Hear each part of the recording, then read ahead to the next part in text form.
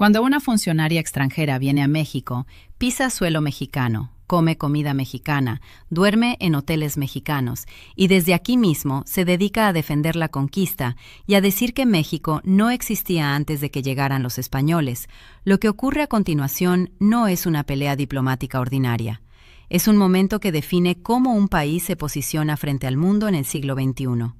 Eso fue exactamente lo que ocurrió en los primeros días de mayo de 2026 con la visita de Isabel Díaz Ayuso, presidenta de la Comunidad de Madrid, y la respuesta que recibió de la presidenta Claudia Sheinbaum. Y hay un detalle en esta historia que casi ningún medio está mencionando con la profundidad que merece. Un documento firmado hace casi 500 años que cambió completamente el peso del debate. Hola, bienvenidos a Sabiduría Económica. Soy tu corresponsal de análisis político y hoy vamos a desmenuzar este episodio desde el principio hasta el final, con todos los datos que necesitas para entender qué pasó realmente, por qué importa y qué dice sobre el momento que vive México en la arena internacional. Si este tipo de análisis te es útil, suscríbete al canal Sabiduría Económica y dale like a este video ahora mismo. Eso nos ayuda a seguir produciendo contenido de este nivel para nuestra comunidad. Gracias. Primera pregunta para ti. ¿Habías seguido de cerca el episodio de la visita de Ayuso a México o te enteraste de los detalles a través de este video? ¿Qué fue lo que más te llamó la atención cuando lo viste en las noticias? Cuéntanos en los comentarios. Vamos desde el principio. Isabel Díaz Ayuso llegó a México el 4 de mayo con una agenda programada de 10 días. No era una visita de cortesía ni un viaje turístico. Venía con objetivos políticos específicos y con una narrativa muy concreta sobre la historia compartida entre España y México, una narrativa que resultó ser profundamente problemática desde el momento en que la expresó en público. En el acto central de su visita, Ayuso defendió la figura de Hernán Cortés y la conquista española de América, usando un lenguaje que generó una reacción inmediata en México y en buena parte del mundo hispanohablante. Describió 5 siglos de relación entre España y México como una historia de amor y fusión. Y luego, en una frase que va a quedar registrada en los archivos del periodismo político internacional por mucho tiempo, dijo que México no existió hasta que llegaron los españoles. Para entender el peso de esa afirmación, hay que situarla en su contexto geográfico e histórico. Esas palabras se pronunciaron en suelo mexicano, en un país cuyo nombre deriva del náhuatl, en una ciudad construida sobre los cimientos de Tenochtitlán, una de las urbes más grandes del mundo en el siglo XV, en un territorio donde se desarrollaron civilizaciones con astronomía, arquitectura, medicina, sistemas de escritura y organizaciones políticas complejas siglos antes de que ningún barco español cruzara el Atlántico. Segunda pregunta. ¿Cómo describirías tú la relación histórica entre México y España en una sola frase? ¿Crees que términos como amor y fusión reflejan con precisión lo que ocurrió durante la conquista? Déjanos tu respuesta en los comentarios. La presidenta Claudia Sheinbaum respondió a estas declaraciones y lo hizo de una manera que merece análisis detallado, porque no tomó el camino de la confrontación verbal directa. No bajó al nivel del intercambio de insultos políticos. Hizo algo técnicamente más efectivo y políticamente más sofisticado. Respondió con un documento. El 7 de mayo, Sheinbaum publicó en sus redes sociales la imagen escaneada de un edicto histórico, un documento oficial firmado en Valladolid, España, en el año 1548.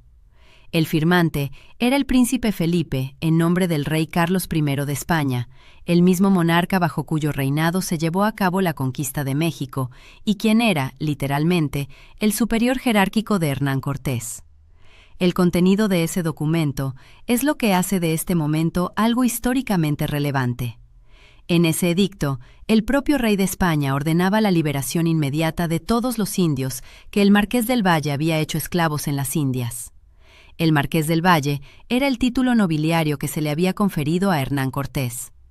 Lo que ese documento establece, con la autoridad de la corona española del siglo XVI, es que Cortés había esclavizado de manera ilegal a indígenas en un grado tan grave que requería la intervención directa del rey para revertirlo. Ese documento no fue redactado por historiadores del siglo XXI con agenda política. No fue producido por ningún gobierno latinoamericano en respuesta a ninguna controversia contemporánea. Lo firmó el rey de España hace casi 500 años, y dice exactamente lo contrario de lo que Ayuso vino a predicar en México. Tercera pregunta. ¿Sabías de la existencia de este edicto de 1548 antes de ver este video? ¿Crees que el uso de documentos históricos oficiales es una herramienta efectiva en los debates políticos contemporáneos? Cuéntanos en los comentarios. La presidenta acompañó la publicación del documento con un mensaje que sintetizó la posición del gobierno mexicano con precisión. Los pueblos originarios son la verdadera reserva de valores del México de ayer y de hoy. El contraste era deliberado y efectivo. Mientras Ayuso había venido a defender a Cortés, el propio rey que lo patrocinó lo había condenado por escrito en su momento. Ahora bien, el viaje de Ayuso no ocurrió en un vacío político. Vino acompañada de una agenda que incluyó reuniones con legisladores de oposición en México, declaraciones críticas contra el gobierno federal y comparaciones entre la situación política mexicana y regímenes autoritarios en otros países de la región. Todo eso ocurrió desde suelo mexicano, lo que generó una reacción que va más allá del debate histórico sobre la conquista. Para visualizar la dimensión de esto, hay que hacer un ejercicio de inversión.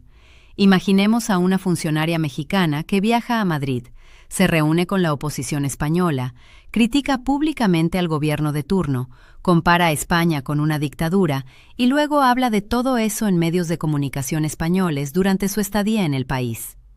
El tiempo que esa funcionaria podría permanecer en territorio español antes de recibir una respuesta diplomática formal sería muy corto. Cuarta pregunta. ¿Crees que existe un estándar doble en cómo se perciben estas situaciones, dependiendo de si el funcionario que hace los comentarios viene de Europa o de América Latina? ¿Has visto ejemplos de esto en otros contextos? Cuéntanos en los comentarios. Lo que siguió al episodio en México también es parte relevante de la historia. La Arquidiócesis Primada de México canceló un acto religioso que estaba programado en la Catedral Metropolitana relacionado con la agenda de la visita. El recinto donde se celebrarían los Premios Platino, un evento cultural de relevancia en el mundo hispanohablante que la Comunidad de Madrid había patrocinado durante años, también canceló la participación de Ayuso. La agenda de 10 días se redujo a menos de la mitad y Ayuso regresó a España antes de lo previsto. Desde Madrid, Ayuso afirmó que las cancelaciones de eventos durante su visita a México fueron consecuencia de presiones del gobierno mexicano. Sin embargo, tanto los organizadores de los Premios Platino como la Arquidiócesis desmintieron públicamente esa versión y explicaron que las cancelaciones se debieron a problemas de permisos y organización. Quinta pregunta. Cuando una institución contradice públicamente a un político, ¿qué fuente consideras más creíble y por qué? Déjanos tu opinión en los comentarios. Además, el presidente español, Pedro Sánchez, describió a Ayuso como una figura acostumbrada a generar confrontación, dejando claro que su postura no representaba oficialmente la política exterior de España. Esto redujo el peso diplomático de sus declaraciones frente a México. Este episodio también refleja un cambio importante. México ya no responde únicamente con discursos, sino con documentos históricos y argumentos sólidos. La respuesta de Sheinbaum, utilizando archivos históricos españoles, fue vista como un ejemplo de esa nueva estrategia diplomática. Sexta pregunta. ¿Crees que responder con documentos históricos cambia realmente el debate político entre países o solo genera impacto mediático momentáneo? Cuéntanos en los comentarios. Mientras esta polémica ocupaba titulares, México avanzaba en temas más relevantes, como la firma del Acuerdo Modernizado con la Unión Europea, un proyecto con impacto económico real para millones de mexicanos. El contraste fue evidente. Por un lado, una confrontación mediática; por el otro, acuerdos con consecuencias concretas a largo plazo. Y esa diferencia entre generar ruido y generar resultados es una de las claves del análisis político actual. Antes de terminar, queremos saber, ¿qué parte de este episodio te pareció más importante? ¿La respuesta de Sheinbaum, la postura de Ayuso, la reacción del gobierno español o el acuerdo con la Unión Europea? Escríbelo en los comentarios. Si este análisis te fue útil, compártelo. Suscríbete al canal Sabiduría Económica, activa la campanita y dale like al video. Nos vemos en el próximo análisis.